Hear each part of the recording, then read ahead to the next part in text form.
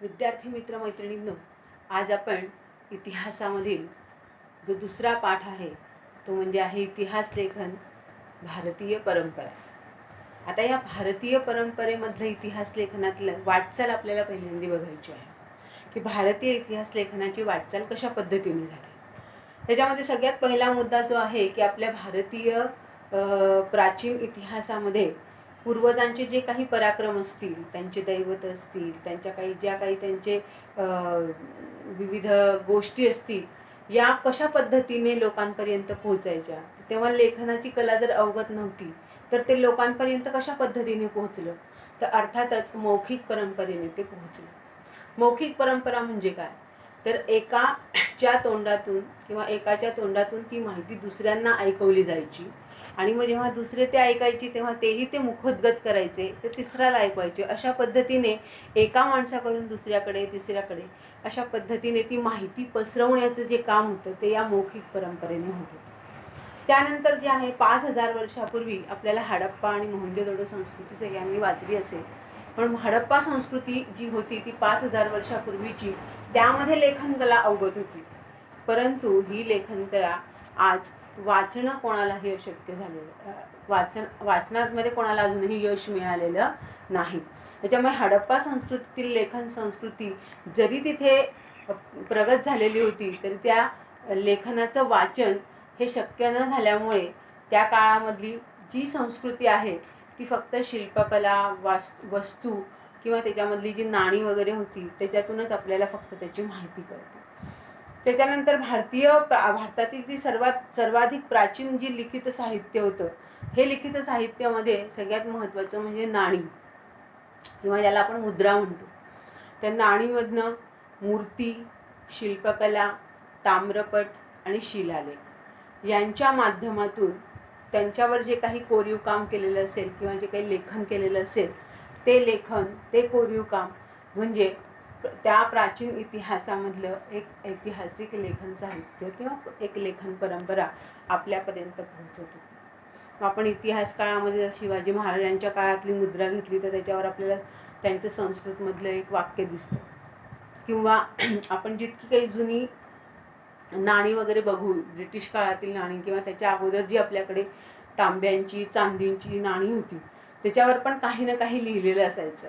कुठे धान्याचं चित्र असेल किंवा त्या काळातले सालाचं त्याच्यामध्ये छापलेलं असायचं किंवा कुठेतरी संस्कृतीचं एखादं ब्रीदवाक्य लिहिलेलं असायचं. तर हे काय आहे, तर त्याच्या माध्यमातून त्याच्यावर कोरलेलं जे काही लिहिलेलं असेल ते वाचन करून आपल्याला त्या काळामधले लेखन पद्धत कशा पद्धतीची होती हे आपल्याला समजतं.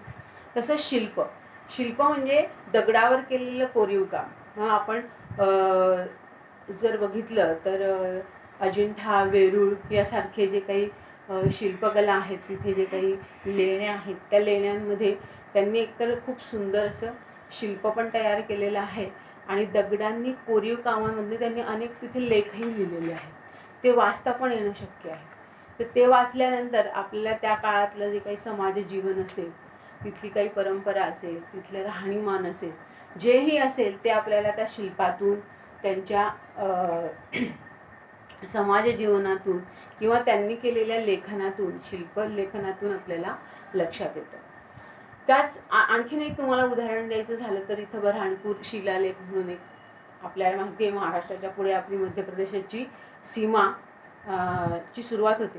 तर तिथे बऱ्हाणपूर नावाचं गाव सगळ्यांनी ऐकलेलं असेल. तर तिथे मुघलकालीन मोठी मस्जिद आहे आणि त्या मस्जिदीच्या घुमटावर संस्कृतमध्ये त्यांनी मोठा शिलालेख लिहिलेला आहे. आता या शिलालेखामध्ये संस्कृत भाषेमध्ये त्यांनी सुरुवातीला परमेश्वराचं म्हणजे भगवंताचं नामस्मरण केलेलं आहे. मग नंतर त्यांचे जेवढे काही मुघलकालीन साम्राज्यकर्ते होऊन गेले, राजे होऊन गेले, त्यांची वंशावळ त्यांनी लिहिलेली आहे. त्यांनी कोणते कोणते पराक्रम केलेले आहेत ते लिहिलेलं आहे. आणि सगळ्यात शेवटी परमेश्वराला अशी प्रार्थना केलेली आहे की आमचं हे साम्राज्य अशाच पद्धतीने विस्तारित राहो, ही त्याच्या चरणी प्रार्थना करून त्यांनी त्या शिलालेखाचा समाप्त केलेला आहे. तर असं 14 ते 15 श्लोकांचा असा तो एक शिलालेख आपल्याला त्या बऱ्हाणपूर जवळ दिसतो. आणखीन एक महत्त्वाचं म्हणजे आपल्याला आपल्याच या धड्याच्या 7 नंबर पानावर सोहगोळा ताम्रपट म्हणून असं चित्र दिलेलं आहे बघा.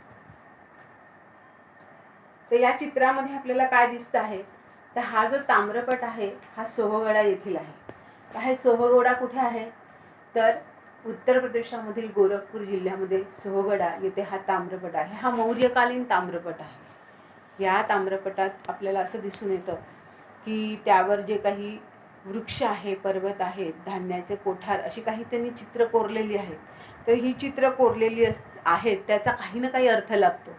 तर उदाहरणार्थ की तिथे त्यांनी जे धान्याचं कोठार दिलेलं आहे, तर ते धान्य साठवून ठेवून ते दुष्काळजन्य जेव्हा परिस्थिती येईल तेव्हा त्याचा उपयोग कशा पद्धतीने करता येईल हे समाजासाठी आदेश दिलेले आहेत. अशा पद्धतीचं म्हणजे मानलं जातं की अशा पद्धतीचे आदेश तिथे ते ताम्रपटाच्या चिन्हांद्वारे किंवा त्यांनी जी ती इथे लिहिलेलं आहे त्या लेखनाद्वारे हेच मानलं जातं. परंतु हे ब्राह्मी लिपीत लिहिलेलं असल्यामुळे हे अजूनही कोणाला वाचणं शक्य झालेलं नाही. परंतु त्या चिन्हांचा अर्थ मात्र अशा पद्धतीने लावला जातो. तर हा झाला ताम्रपट जो सोहगडा येथे आहे. तर अशा पद्धतीने शिल्पांद्वारे, ताम्रपटाद्वारे, शिलालेखांद्वारे अशा अनेक पद्धतीने आपण या इतिहास लेखनाच्या माध्यमातून आपला इतिहास जाणून घेण्याचा प्रयत्न करीत आहोत. मग प्राचीन लिखित साधनातून आपल्याला नेमकं काय मिळतं, तर विविध त्या भागातली माहिती, त्या भागात, त्या काळात, त्या क्षेत्रात असलेली जी माहिती आहे ती आपल्याला मिळते. मग ती कशी असेल, तर विशिष्ट काळामध्ये त्या राजाची जी परंपरा असेल, ती राजाची वंशावळ असेल, त्यांनी केलेले पराक्रम असतील, त्यांच्या काळामध्ये जी काही राजकीय घडामोडी झालेल्या असतील किंवा त्यांची जी शासन व्यवस्था असेल, या सगळ्यांचा जो अभ्यास आहे तो आपल्याला या लिखित साधनांमधून मिळतो. आणखी त्यावेळेस तत्कालीन जी सामाजिक रचना असेल किंवा समाजाची जी रचना असेल, त्या काळामध्ये जे हवामान असेल, नैसर्गिक संकट असतील, त्याही गोष्टींची माहिती आपल्याला या लिखित साधनांमधून मिळते. म्हणजे फक्त इतिहास नाही, तर त्या काळामध्ये असलेली जी भौगोलिक घटना असतील किंवा भौगोलिक वातावरण असेल त्याचीही माहिती आपल्याला या लिखित साधनांमधून मिळते.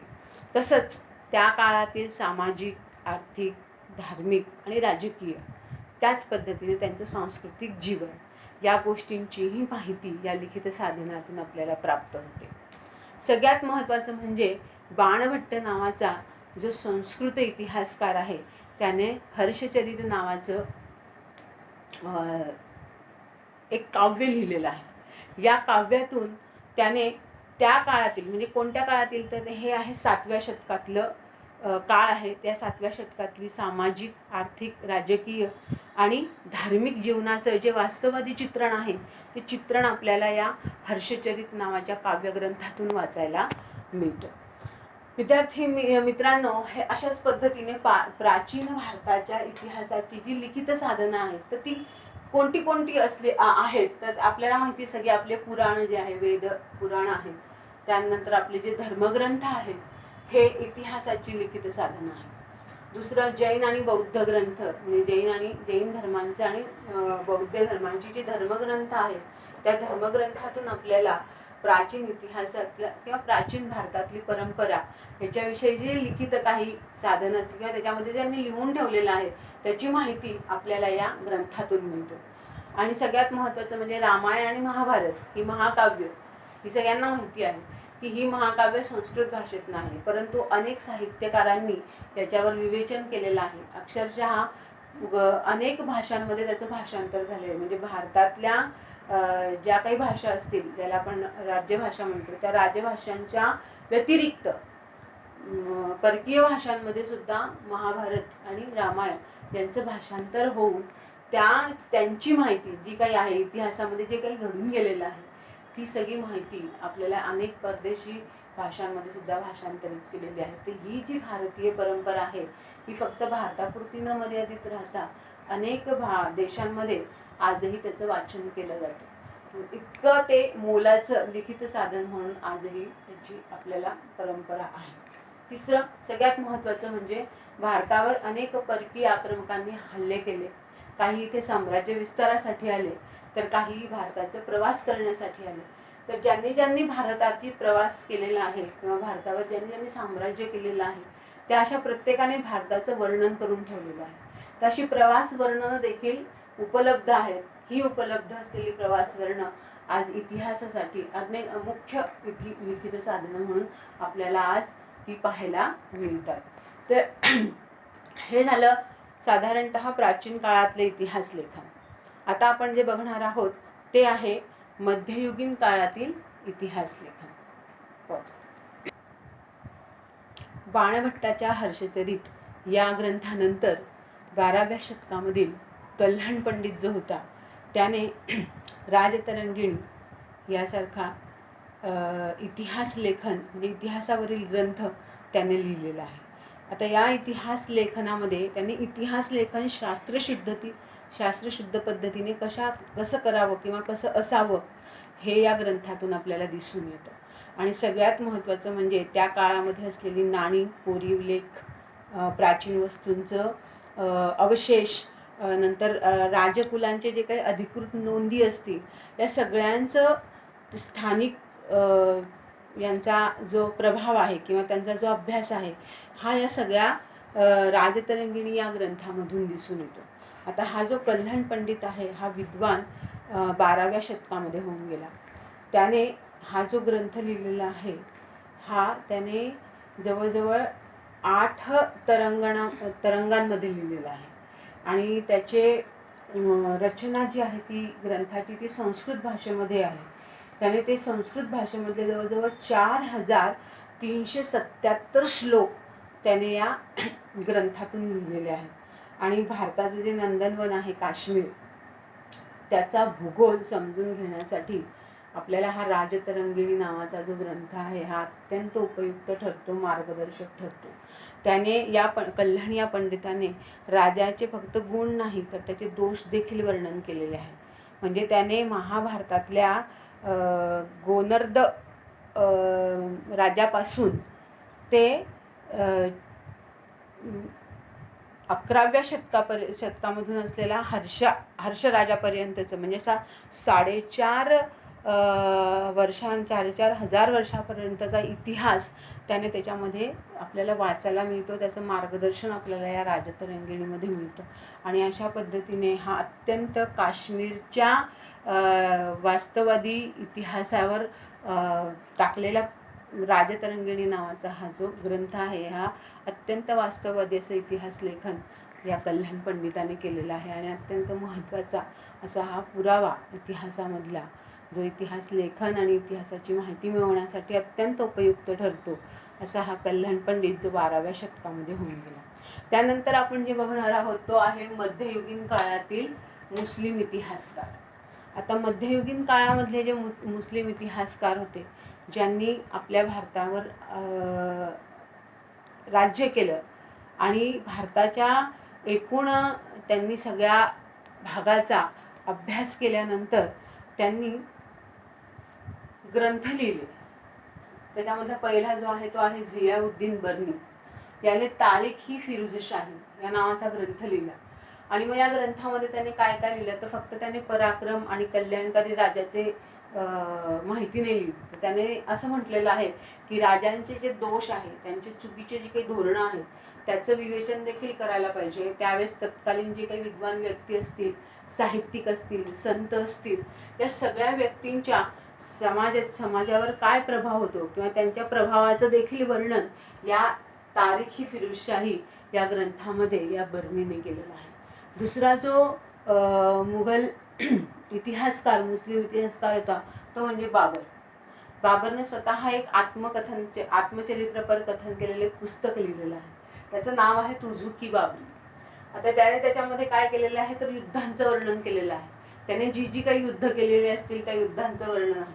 त्याने भारतभर प्रदेशभर त्याने भारताच्या प्रदेशांमध्ये जे काही प्रवास केले त्या प्रवासांचं वर्णन, त्या शहरांचं वर्णन त्याने या ग्रंथामध्ये केलेलं आहे. त्याच पद्धतीने भारतामध्ये जे काही स्थानिक अर्थव्यवस्था असेल, रीतिरिवाज असतील, वनस्पती सृष्टी असतील त्याची माहिती त्याने त्याच्या त्या आत्मचरित्रामध्ये लिहिलेली आहे.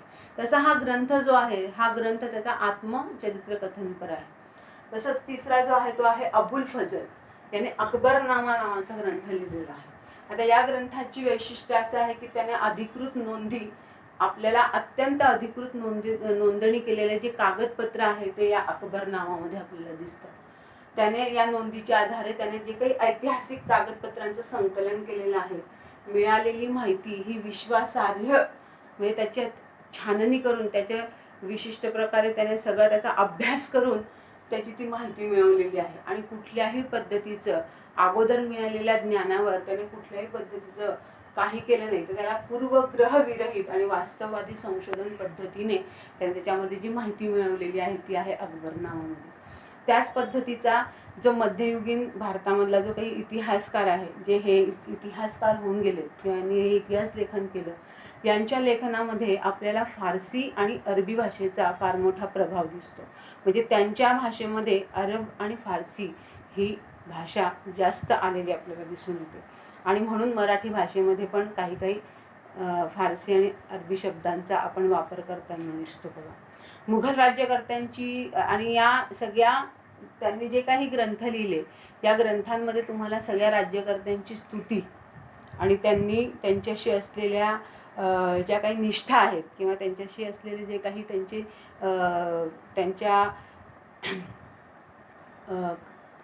त्यांच्यासोबत असलेल्या सरदारांनी त्यांच्यासोबत जी काही निष्ठा व्यक्त केलेली आहे, तसं राज्यकर्त्यांचे पराक्रम, त्यांची स्तुती आणि त्यांच्या लोकांनी त्यांच्यावर ठेवलेली निष्ठा, असं या लेखनातून म्हणजे इतिहासाच्या लेखनातून ते व्यक्त होतं. दुसरी सगळ्यात महत्त्वाची गोष्ट म्हणजे त्यांनी जे काही इतिहास लेखन केलं त्याच्यामध्ये त्यांनी समर्पक पद्य उतारे टाकले. या पद्य उतारांसोबत त्यांनी चित्रांचा पण समावेश केलेला आहे. म्हणजे त्यांनी नुसतं इतिहास लेखन नाही केलं, तर इतिहास लेखनासोबत त्यांनी चित्रांचा समावेश केलेला आहे. आणि चित्रांचा समावेश करण्याची पद्धत या मुघलकालीन इतिहास लेखनापासून त्यांच्यापासून सुरुवात झालेली आपल्याला दिसून येते. तर आणखीन एक आपल्याला जाणून असं घ्यायचं आहे, आपल्या पुस्तकामध्ये जो अल-बेरुनी नावाचा एक प्रसिद्ध मुसलमान इतिहासकार आहे, त्याचं कालावधी साधारणतः 4 सप्टेंबर 973 ते 1048 हा त्याचा कालावधी आहे. 973 ते 1048 या कालावधीमध्ये हा जो इतिहासकार होता अल-बेरुनी, हा महत्त्वाचा इतिहासकार आणि तत्वचिंतक मानला जातो. याने काय केलेलं आहे, त्याने चंद्रग्रहण पाहून निरीक्षणात्मक माहिती त्याने मिळवलेली आहे. त्याची माहिती त्याने त्याच्या ग्रंथामध्ये लिहिलेली आहे. आणि मोहम्मद गझनी जो आहे, आपल्या सगळ्यांना माहिती आहे की मोहम्मद गझनी हा त्या काळचा मोठा साम्राज्यकर्ता होऊन गेला, जो मोठा एक राज्यकर्ता होऊन गेला. या मोहम्मद गझनीसोबत हा अल-बेरुनी भारतामध्ये आलेला होता. आणि त्याने भारतामध्ये तो आला इसवी सन 1022 या कालावधीमध्ये तो मोहम्मद गझनीसोबत भारतात आला. आणि त्याने भारतभर प्रवास करून संस्कृत ग्रंथांचा त्याने अभ्यास केला. संस्कृत ग्रंथांचा अभ्यास करून त्याने तारीख-ए-हिंद या नावाचा ग्रंथ लिहिला. आणि या ग्रंथामध्ये त्याने त्यावेळेचं भारतातलं तथाकथित जे काही सौंदर्य आहे त्याचं वर्णन केलेलं आहे. भारतामधल्या ज्या काही मोहम्मदाच्या ज्या भारतावर ज्या स्वाऱ्या झालेल्या होत्या, स्वाऱ्या म्हणजे त्यांनी जे काही अटॅक केले असतील, जे काही त्यांनी ते आक्रमणं केले असतील, त्या आक्रमणाची सुद्धा त्यांनी टीका केलेली आहे. म्हणजे आपल्याच साम्राज्यकर्त्यांनी कशा पद्धतीने भारतावर स्वाऱ्या केल्या आणि भारत हस्तगत करायचा प्रयत्न केला त्याच्यावरही त्याने टीका केलेली आहे. तसंच त्याने पतंजलीच्या योगसूत्र याच्यावर सुद्धा त्याने कपिल मुनींचं सांख्य, पतंजलींचं योगसूत्र याचा अभ्यास करून, याचा अनुवाद करून त्याने ते सगळे ग्रंथ अरबी भाषेमध्ये भाषांतरित केले. आणि त्याने जवळजवळ अशा भारतातल्या अनेक संस्कृत धर्मग्रंथांचा म्हणा किंवा विविध संस्कृत ग्रंथांचा त्याने वाचन केलं, त्याचं अरबीमध्ये त्याने भाषांतर केलं. असं त्याने 150 ग्रंथ लिहिले. परंतु आजतागायत म्हणजे वर्तमान काळामध्ये फक्त त्याचे 27 ग्रंथ हे फक्त आज उपलब्ध आहे, ते अरब भाषेमध्ये उपलब्ध आहे. अशा पद्धतीने हा अल-बेरुनी नावाचा जो इतिहासकार होता, याने अत्यंत समर्पक असं ऐतिहासिक लिखाण त्याच्या या तारीख-ए-हिंदमधून आपल्याला केलेलं आढळून येतं. तर अशा या इतिहासकारांचं आणि त्यांनी लिहिलेले त्यांचे लिखित ग्रंथ असतील, यांच्या जोड्या जर आपण लक्षात ठेवल्या तर आपल्याला सहज लेखक म्हणजे मुस्लिम इतिहासकार आणि त्यांनी लिहिलेले ग्रंथ यांचा जर आपण अभ्यास केला तर आपल्याला असं दिसून येईल की इतिहास लेखनाची फार मोठी परंपरा या मध्ययुगीन काळामध्ये आपल्याला झालेली दिसून येते.